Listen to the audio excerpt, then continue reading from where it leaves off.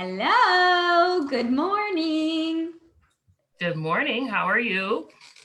How are I know I'm like talking like we're talking to the world, and then because Alexis and I have kind of already caught up. Let's just also like notice her new moon in Leo tiara. Oh yes, let's talk about this. Does it?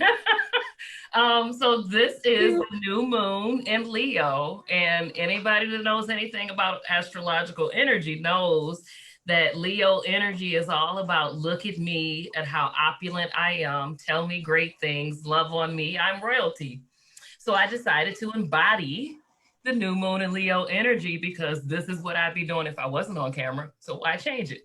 I love it. That's amazing. And really nurturing. And that's also like that nurturing healing. That's also really that high aspect and quality of Leo. And that's exactly what we're doing here. So welcome everyone. Thanks for joining us. So let's see, we have a few people here live. We do have a couple of questions, and I was just checking. You guys will see me.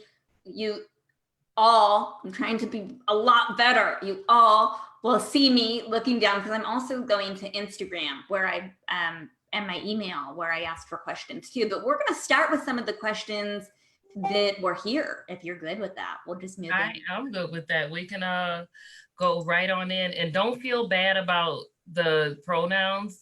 I made the video. I'm out, and I still have to adjust and correct. I did an interview yesterday, and I was like, "All right, you guys." Oh no, right in the middle of the interview. So the important part is we're making and continuing our efforts.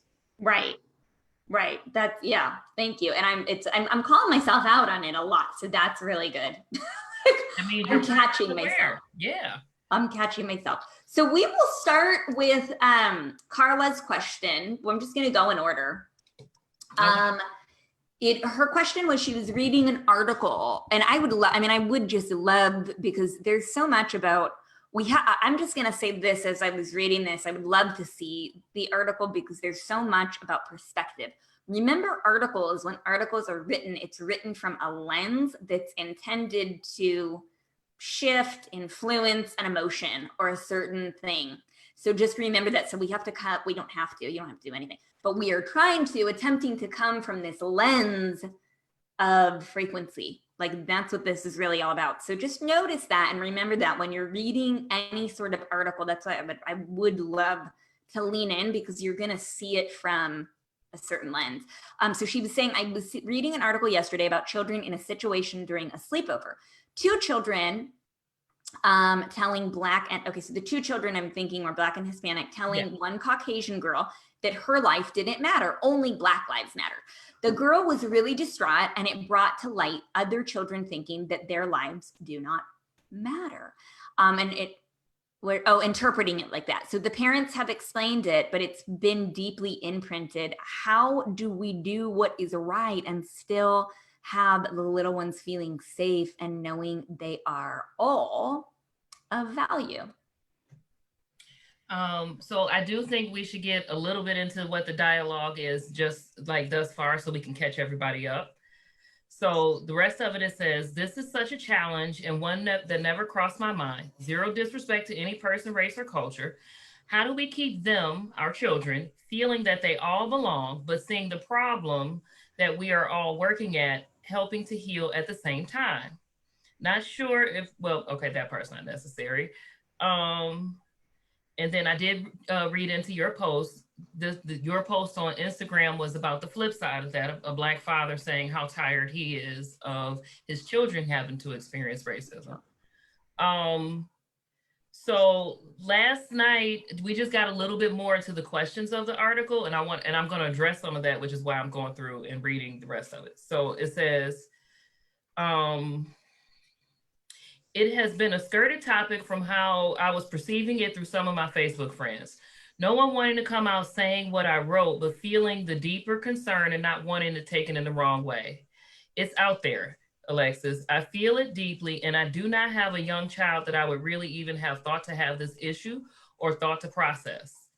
And actually, I'll just give a synopsis out rather than going and reading it all out. Yeah, so we can. some of the questions that I asked were like, how was this situation? I wanted to read the article so that I could get more, try to get more of the details of it. But it seems like, from my perception, there was a sleepover and there was an incident of bullying. And in that bullying, because kids who are not yet empathetic, we have to teach them empathy, bully each other. And so a Black and a Hispanic child bullied a white child. And it really hurt the white child's feelings. And the reason I'm saying it that general is because that's what this is at a child's level. What's happening in the article is it's being written to be used as evidence to shape adult opinions because the adults have the worldview. Now, there are some things that could be a little bit challenging. Well, I'm gonna just say how it is. A little problematic about the perspective of this article. First, this is an incident of bullying between children, and just because it involved Black lives, like the racial dynamics, doesn't mean it's not simply an act of bullying. Having it be a part of why it's not okay to support Black Lives Matter, or why it, or written from the perspective of saying, oh, this movement is harming white children, that's fear mongering, that's white fragility. And then it also is putting a burden on Black and brown races for this singular bullying event. Like, so my fight for equity and children doing what children do, bullying each other, is now somehow like now it becomes about the greater issue. Can so you much also, so we have to write an article? while you're there, sorry, I didn't want to interrupt you, but white fragility, that was my initial thing too. Can you just, for some of us that may not know, can you recap what white fragility is too? So white fragility is when, how do I say, okay, so like if you're confronted with an uncomfortable truth and you get real defensive, or you start coming up with justifications for why it's okay without doing any inner checking to see where you're coming from, what perspective it is, could what's being said be true? You just get all defensive, or fall apart in tears, or feel attacked by words. And I'm not saying words can't be hurtful, but the level of feeling attacked is a little bit different. Like, you're not attacked by words, you're insulted by words. And those are two different things. But having an adverse, physical, fearful response, defensive, fearful, attacking, having your amygdala triggered by someone saying something about you is white fragility. Okay, I just want to make sure. There's a book called White Fragility that's amazing. If Yes. you look on Me and My White Supremacy, there's white fragility. I mean, there's, but I just want to make sure that I just really want to, there's certain things that I want to make sure that I'm constantly, reiterating, because they're really important aspects. So I'm sorry, I didn't mean to interrupt you. No. Please do. Because we talked a little bit before. I need some of those interruptions and guidance. I do want to say this. I brought a resource. I sent it to Gina earlier, where it's this really cool 9-minute video, and it has some study guides, and it'll help you facilitate a conversation with your children about what's going on from a perspective of equity and inclusion, and understanding how history is playing out today. I'm putting it in the chat right now too.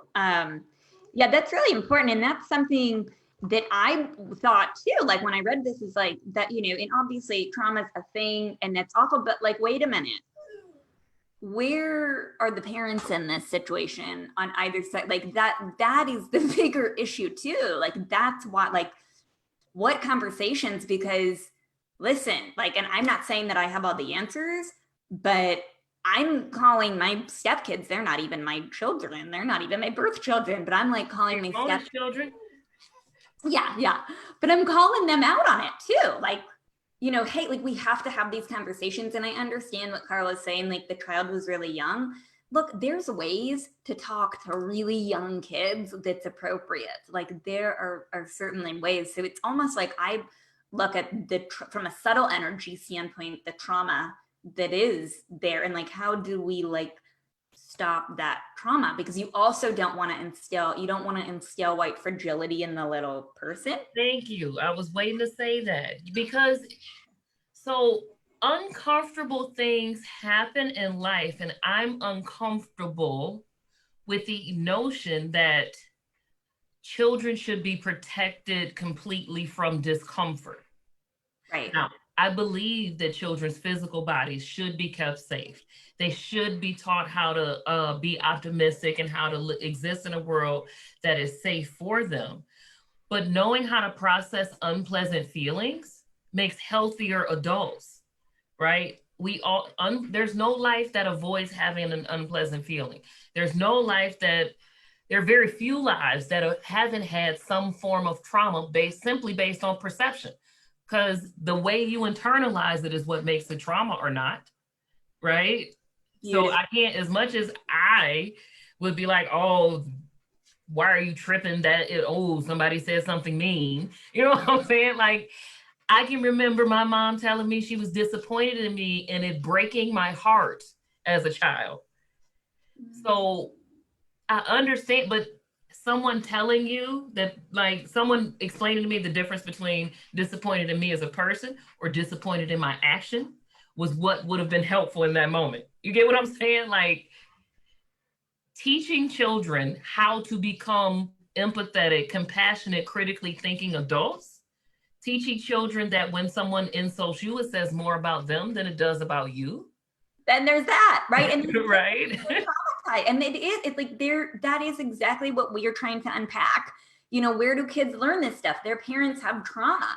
Like, their parents are hurting, they are suffering, and so of course it gets passed on. And who are we as light workers? Because that is what we are here. Who are we as light workers to do nothing about that? That's not, you know. So of course it's going to. Here's the other the thing that I noticed about this too is like that white child is not marginalized, right? So like it's like there's that aspect too. Like, they aren't the marginalized family in this situation. So I was like Googling, trying to, because I really would love to see the article. And so what I think should have happened in this situation is the parents of all parties involved and the children of the children that it happened to should have sat down and had a discussion about the impact of the words that were said, why the children chose to tell the white child that her life didn't matter, why it hurt the child's feelings, so that people can understand and empathize. Both, like those children needed to be taught empathy. That was also a failure for a lesson for them, right? They needed to be taught empathy and why that's not okay. Because now this moment, without being addressed and taught and having the parents teach them how to process, is stored in the bodies of those children. And so then think about those children as adults. Do you want them to be going through what we're going through right now? Right. No, we got to talk about it. It should have been a discussion explaining to them what's going on in society.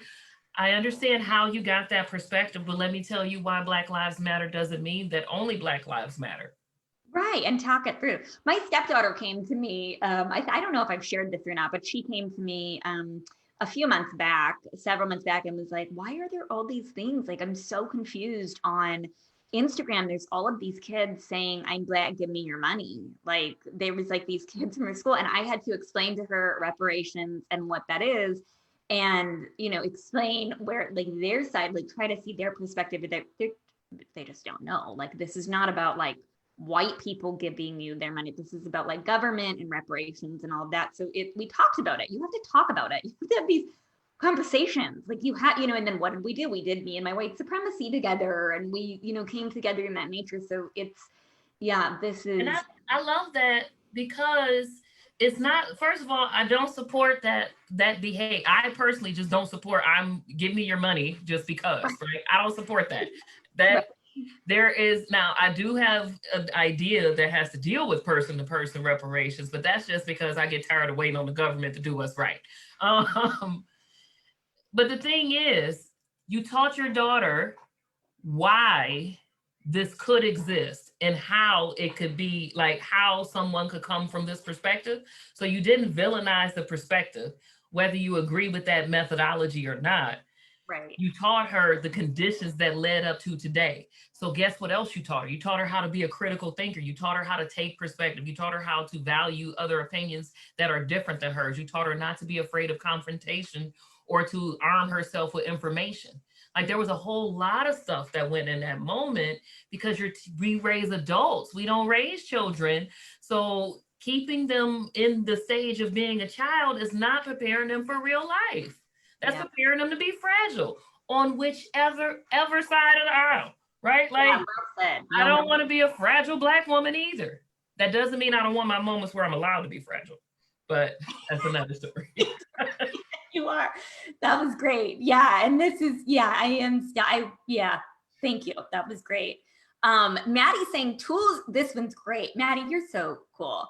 Tools for handling extreme racists within family that are unwilling to listen, cannot discuss, only want to fight, are always right. I need better tips on practices for handling these things. Internally, I'm also hitting a block with processing my own guilt and shame around my inadequacies at breaking down the barrier to educating the most blatantly racist Fox. I think that, in the family. Oh, folks. Is it folks? I don't know. I don't know. That's a non-gender term. So good job, Maddie. So I like it. Everyone has sovereignty over their own opinion and perspective. And while, yes, I definitely very much appreciate the effort at trying to convince or educate blatantly racist people, sometimes it's about planting the seeds. So think about this in the same way you would in any other argument. When somebody's all charged up and simply in their mode of defend, deny, fight, justify, whatever their response is to being angry, being right? Let me tell you why I'm right. Or if that could be wrong, but this is also way more wrong, so don't pay attention to this. Like all of these different argument techniques, you can withdraw.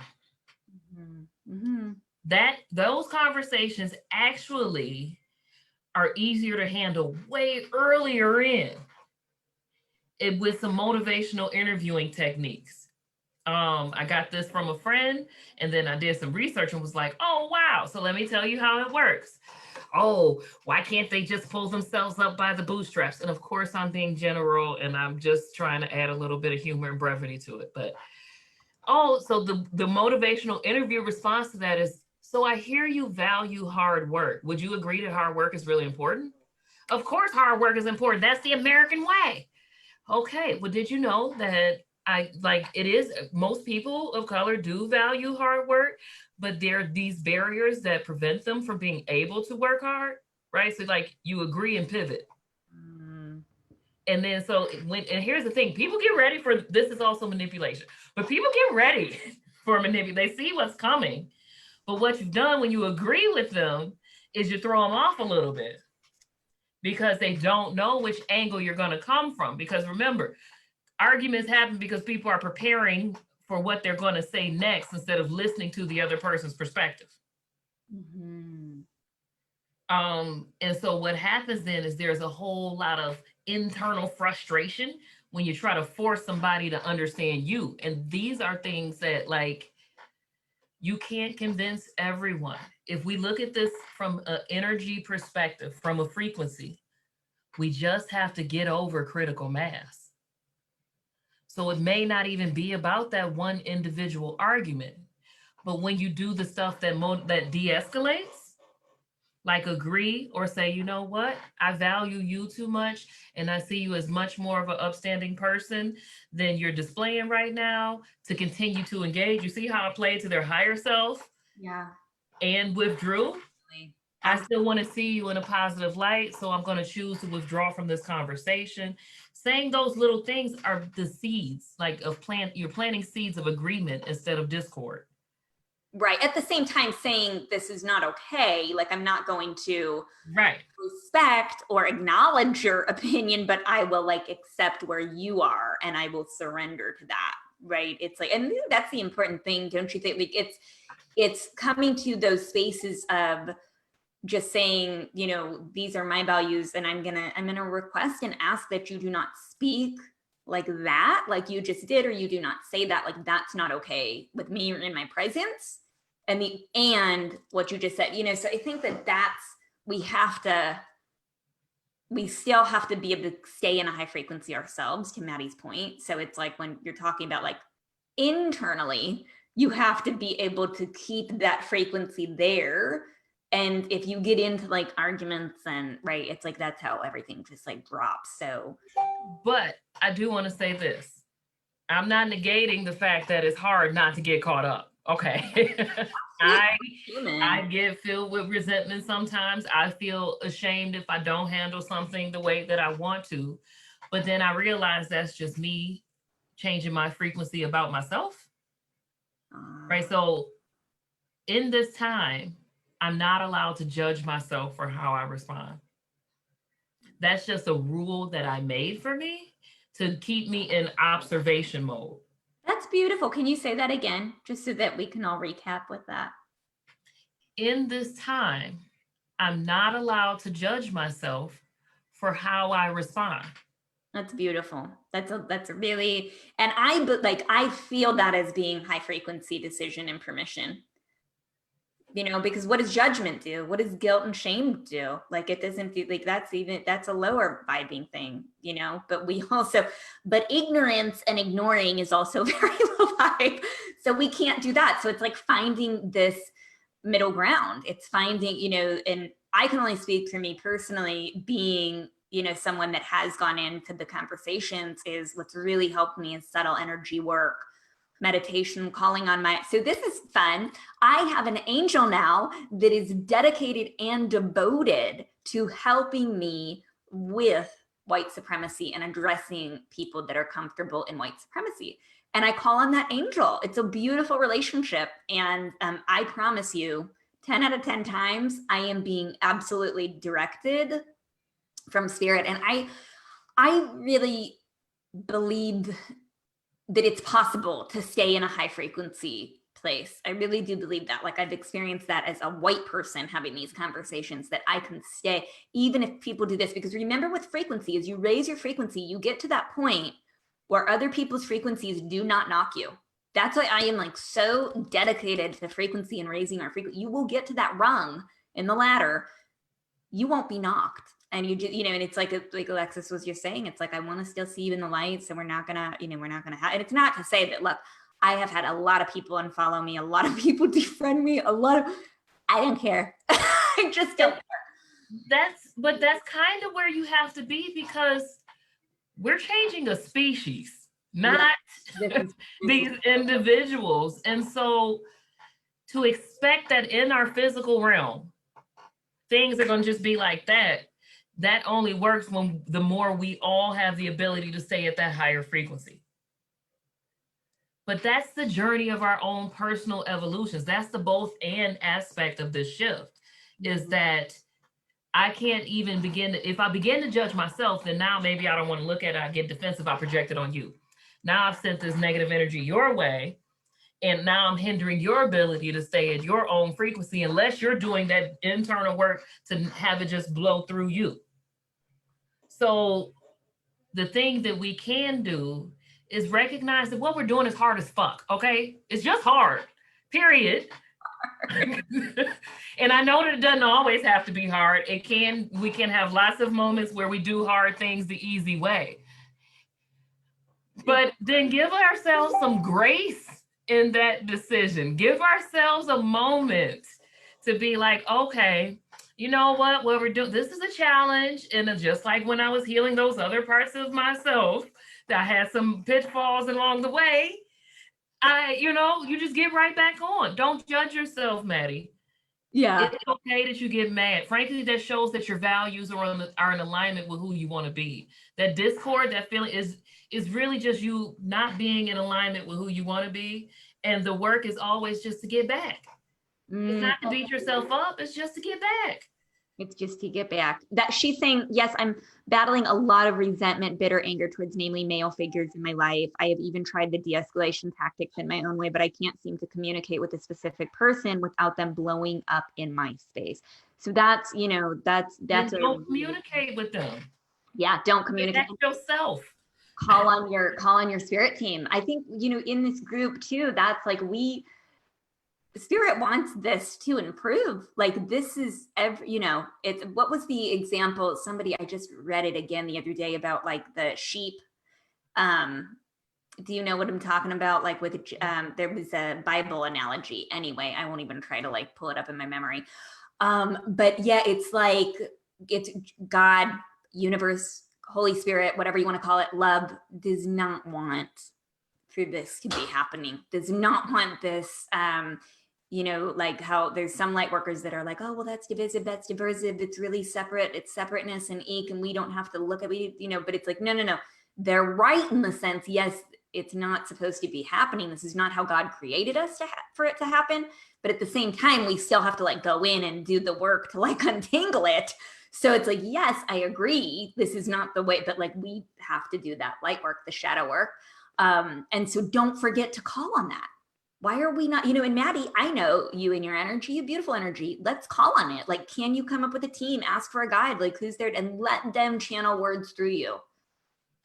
You know, I want to say this too. So in my practices, every spirit is not an elevated spirit. So like totally. Spirit, soul, mind, body. Spirit up here is source, universe, God, the way that, you know, the place where nothing but love and there's no right or wrong. But in your soul lineage, personality, energy, frequency, those play out. In your mind, then you're affected by, you know, your perception, where if you're not conscious and aware of what you're thinking, you're affected by that and your body reacts or responds. Absolutely. Good point. Thank you for bringing that up, because it's really important to make sure that your helpers are divine and sacred. But two, I practice ancestral veneration. And what that means is, so trauma, a person who dies with trauma may not know they're dead, may not be able to accept that what happened, might feel guilt if they say it was an addiction or something like that. And then they still become that they stay that succubus kind of energy. They stay in that victim energy, and because they have to go through their still another elevation or evolution. So when I practice veneration, I send them light. I'm elevating their soul. I'm sending them that loving intention in order for them to heal in that realm. Because that realm is playing out in my mind, which is reflecting the world that we live in physically with our bodies. And the same thing is happening for every physical body on the planet. So I'm saying that to say, when you feel some of those tinges of guilt and shame, you could do some work to elevate that ancestor that's in you, helping you feel that. That's something that's triggered in your line. That's something that, like, this is where we talked last time about when I was like, well, learn your own religious tradition. I met an Episcopal priest who is a Druid priest also, and he practiced Celtic ancestral ways, and he's a white man, and we had an interview. I can't wait to put it out. But we had it, and he was like so fascinating and enlightening, and he agrees with this, like, you have to go in and do your own, and you can have ancestors of multiple races, but if they need elevating, that's where the real healing work is done.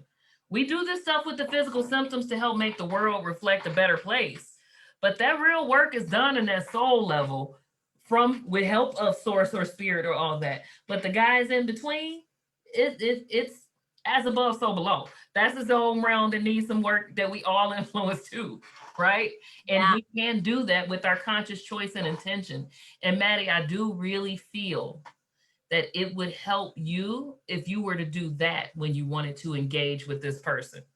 Because I imagine it's a closer relationship than just, you know, if you keep constantly having to deal with them and you're constantly trying to bring them to your position, there's someone you find valuable, you want to keep spending time with.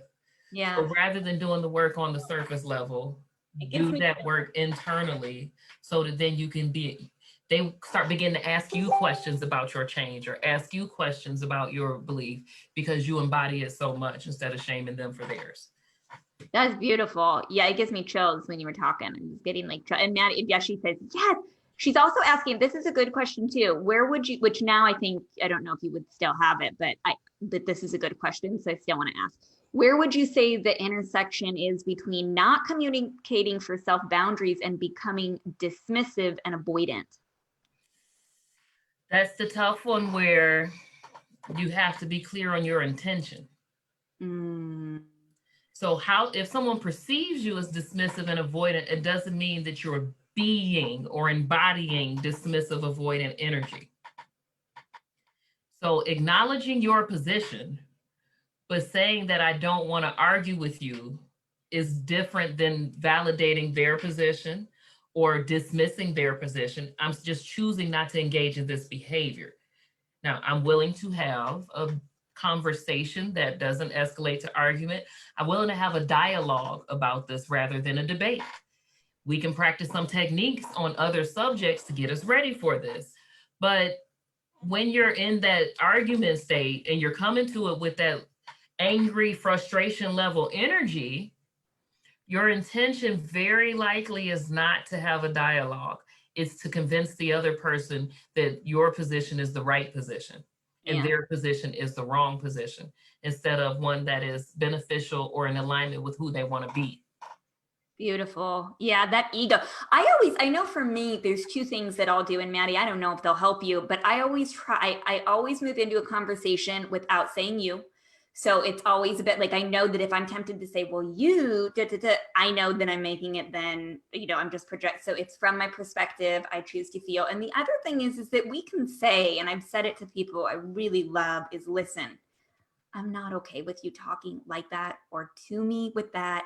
And if you want to have a relationship with me, this has to change. It's like an intervention, like an emotional intervention. And because I can't do it because this is who I am. These are my values.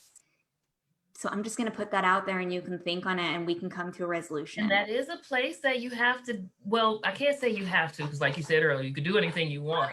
Yeah. But you are in alignment and being authentic to your being in your desire for your existence when you do that, right? You're just putting up a boundary and saying, this is how conversations with me will go, right? You can't choose, like, I don't really want to be around people who don't like Black people. I get to choose. Well, why would you? I mean, I'm just saying, but I'm just throwing it out. But I also don't like being around Black people who are homophobic. I also don't like being around people who like to joke in a way that is antagonistic, that points out your flaws. Yeah, I have a question about that actually. How do you feel about Black people like the Candace Owens of the world? Well, you just don't ask me that on live Facebook. We're human. We're human. We all have judgment, because. So she's someone I prefer not to think about because I do judge her every single time. And I would really I don't know that I would be equipped to help her come to a place of acceptance, or I'm sorry, I do believe she has some internalized oppression. I don't know that I would even be strong enough in my spiritual values and discipline at this stage. As a matter of fact, I know I wouldn't, to be able to help her realize that, even though that is the work that I do. I was just, what, because in some ways I mean, she's not your family, but it's what Maddie's kind of struggling with in some ways. And I know I want to punch her in the face sometimes and tell her to shut up. Right? You're making it bad for the rest of us. There's a lot. We're human. I mean, we are human. We are human beings. That, it's a part of the gift. Oh, I get very frustrated with her. And the problem, no, so this is where, so let me show you how my work has to come in with that. When people who are not Black bring her up, I have but not how you brought her up, right? Where they're like, well, Candace Owens says, and that makes it a valid. The level of emotional self-regulation I have to go through to remember to set an intention for an outcome that I want to have that builds connection, because that's in alignment with my values. This is why I don't judge myself when I mess up. That's a beautiful answer. I don't always have it. And Maddie, I wonder if that, if that response helps you, or if that response is, because that's a real, authentic, valid, we are human. I mean, we are here to experience these things. I also really loved Lindsay's question. It was a beautiful question. She was asking, as a nursing mama, which I can't empathize with because I've never given birth, I've really been struggling with the idea that some mothers of color were asked to wet nurse another woman's baby and not able to nourish their own children. It's a notion that sincerely makes me ill just thinking about it. I'm feeling called to reconcile in whatever limited way I can, but what would be a good way to do that? I have to give you my first reaction. It was beautiful. Lindsay, I really think that you had, and I am not, I am not like a past life person. I'm not like, I think it's good entertainment. Occasionally we'll have to go there, but immediately when I read this, I was like, ooh, there's some past life stuff here and past life trauma and past life lineage that was connected with this. So I don't want to like imprint that on you, but I want you to just sit with it to see if that feels right, because that could be like amazing. Like that could be a really amazing journey to do. So I wanted to say that because I actually got the same hit as far as like that was so memories, just so you know, and we bring it into science as we don't want to do past life. But in epigenetics, that's the instructions of your DNA that your consciousness imprints for how it to pass out. So like whatever you think you put in your epigenome, it tells your genetics, your genome, how to play out with your DNA. That can be passed down for up to 14 generations, and actual memories can be passed down. So I do believe that you hit a moment of past, like you resonated with something, you learned that, but it feels like something in your lineage. This is just I got the same intuitive hit, something in your lineage where you say, I feel the need to reconcile for that. That maybe I would suggest you begin your own ancestral journey and connect with your ancestors, because ancestors need healing and elevating as well. But then too, know how much nursing means to you and work to create equity for the ability to do so. So the thing that came to me practically, vote for paid maternity leave, right? Because even though we have maternity leave as a law, impoverished people who are working can't afford to take 2 months off, can't afford to take maternity leave, or even if they do, they have to go right back. They can't take a year off. I worked at a place where you get 2 months paid, but then you could take what they call baby bonding, and you could take off up to a year, but it's not paid. So that means you have to be able to afford to take it off in order to have that time bonding with your children. So when you think about what it takes to be a nursing mother, and how, even though we do have the idea of pumping and dumping, I mean, not pumping and dumping, that's only if you've been drinking, but of pumping, that bonding moment, work to recreate that for all mothers to have that ability. Other countries, they have somewhere to give you a birthing box, and they give, things that help create like find solutions like that. If you feel called in that way, create equity for every woman, not just women who can afford it. Yeah, I really like that. That's a beautiful response. And Lindsay, let us know if that like sparks anything within you. I love that it's just, sort of showing up. All of these things that show up are just to be healed. All of these things, it's all to be healed. And, I really do believe that, unless we're dead, we still have things to work on. We're here. So, I mean, it's like we still have things to work on. And this is a huge, huge global human rights issue. No matter who you are, yeah. And I just want to mention this, like what we're fighting is for everyone to be in their full humanity, their full loving expression of humanity, because systemic oppression dehumanizes white people and Black people or bodies of culture, right? It just dehumanizes all parties involved, because if you look at another human and you can be that way to them, something is inhumane in you. And that's not a judgment. That's just a statement of existence. Yeah. It isn't, for example, back to the parenting, the bullying issue. If your instinct could be, oh, I have to protect the white children from having their feelings be hurt or from knowing that the world's not safe. And you don't think to include that Black children need to be able to live in a safe world. That's something, that's some cognitive dissonance, right? That's something that isn't globally or isn't from a spiritual place where all is love. That's a scarcity mindset. There's only so much safety available. So this group has to be safe, but this group can't exist in safety too. Right. And I'm not saying that that's what you did. I'm just using that example and spreading out from it, right? So one of the questions I asked in that one was like, well, what did the white child already have conversations about race and knowing what it means to live in a racialized society? Like, are you raising anti-racist children? One of the things that you told us earlier is that you are, because you're educating them on the way society is. So then what happens is if someone says like, so what could, if this child was armed with information where she was told by people, oh, your life doesn't matter, only Black lives matter. Well, actually, that's not what Black Lives Matter means. Black Lives Matters is a political, or you know what I'm saying? Like, as a organization, that doesn't mean that. It's just saying that sometimes in this society, Black lives don't seem to matter as much, and we're just raising awareness to that, right? Like that child also could have been super armed with information and known how not to personalize it, right?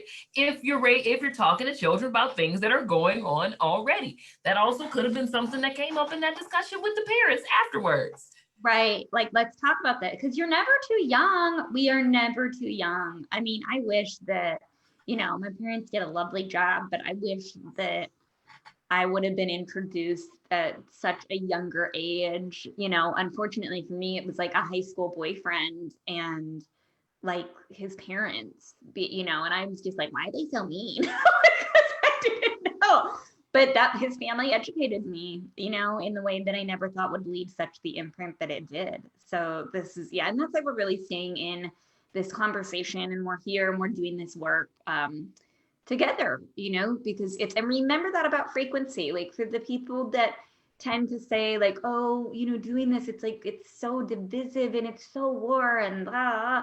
Remember that like when you really truly have a high frequency, you can be doing the loving work and not be affected. You could be having the really difficult conversations because not being willing to even look at the conversations is so low vibe. I mean, it really, you're just like saying, that's divisive, right? How is us, so acceptance is one of the main principles before you can even begin to adjust your frequency. You got to accept where you are. And so to me, saying having the conversation is divisive, it's not true. Not having it is divisive. I agree with you. Yeah. And I mean, yeah, I totally agree with you. And again, perspective, we're all, so yeah, I really, thank you. Thank you for being here. Thank you for taking the time. Thank you for all of you for showing up. This was great. I had a conversation with Alexis. One of the things that I will just share with you all is one of the things that I struggle with. I'm also on a steering committee in another group where we're changing the name, but it's WIMX against, racism, and we're unpacking that. And what I'm noticing is there is like the conversation's getting quieter again. And I'm like, why is it getting quieter? Like, why are we getting really comfortable? This is not. And so one of the things was like, well, maybe if we shorten it up, or maybe if we, we'll keep people's attention. But I love that we actually ended up, like here we are 42 minutes later, we're still in it. So I'd love to know, from those of you that are here, what are the topics that you want to explore? How do we keep this going? How do we, because like the last thing that I would want is for Maddie to just say, oh my gosh, this is just so, and Maddie won't do this because Maddie's been in this, I know it. But the last thing that I would want is for us to say like, oh, well, it's just so much. Like, it's just so, it's draining. If that's where you're at, raise your frequency, kick it up a notch, and stay. Help us know what would keep you wanting it to be a part of the conversation. Absolutely. Like, so it's not that, so I see things getting quiet, but what I would make me feel comfortable, because frankly, I don't want to be talking about it all the time myself. Like, it's stressful, is right. How is it a part of the conversation in every conversation? Or how is it like the shared future goal? How is that a part of the conversation in every conversation instead of just what's wrong? Help us know how we get to those kind of conversations. Be engaged in that way. Be engaged from a higher frequency place. All right, so we know what future we want to create. How do we talk from that perspective? Right.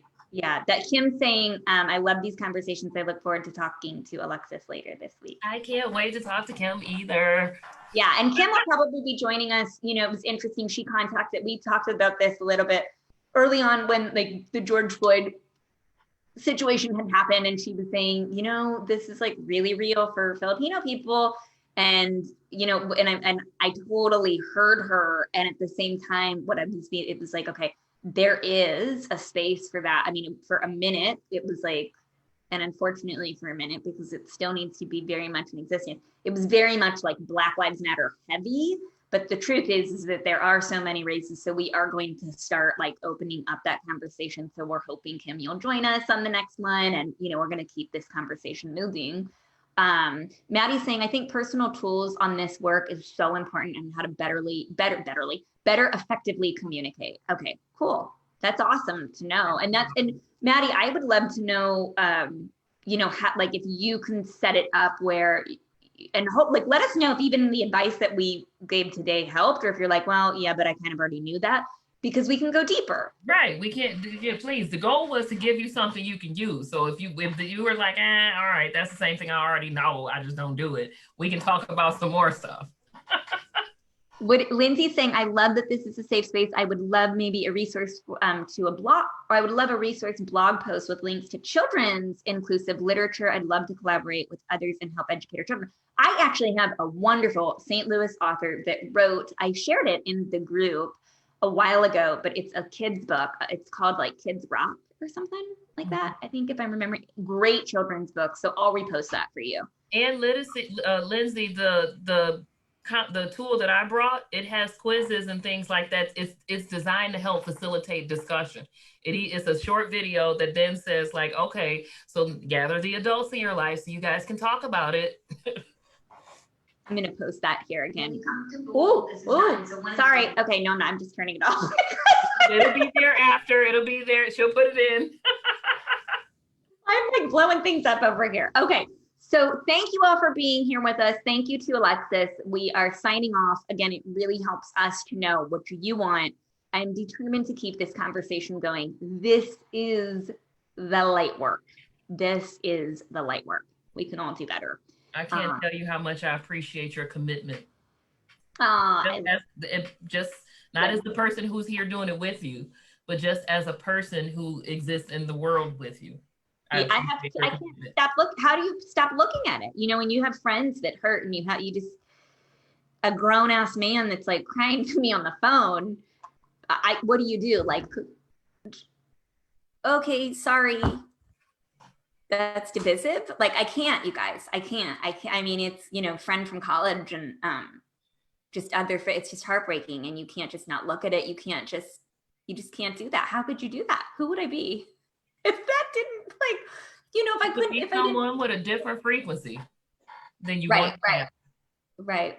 Yeah. So thank you all of you for being here, and I will see you. I'll be here again on Friday for Feng Shui Friday.